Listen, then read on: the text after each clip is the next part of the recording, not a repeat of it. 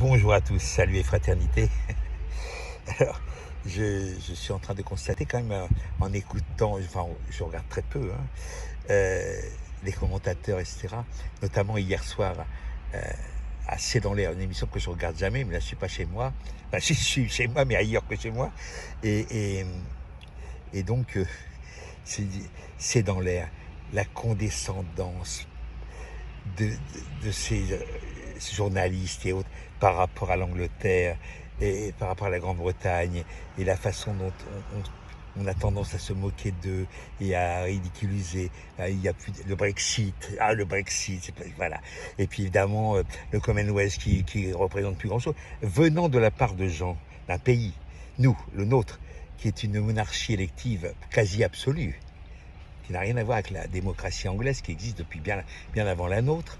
Euh, je trouve ça, mais je trouve ça puant, quoi. Je trouve ça vraiment puant de la part de ces franchouillards qui s'imaginent. Voilà,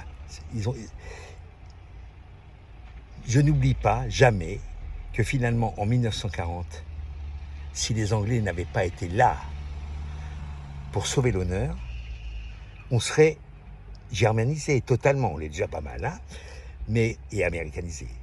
Mais ce qui est étonnant, quoi, c'est que on ne se souvienne pas de ça, du courage énorme des Anglais, des Britanniques, de leur rôle considérable avec les gens précisément du Commonwealth, les Australiens, etc. Tous les gens, les néo-calédoniens, plein de gens qui sont venus, alors que c'était pas chez eux, hein, qui sont venus en France en 14-18 et en 39-45 pour défendre un peu l'honneur que nous avions laissé rouler dans la boue. Ça m'étonne pas que finalement on préfère les Allemands, hein.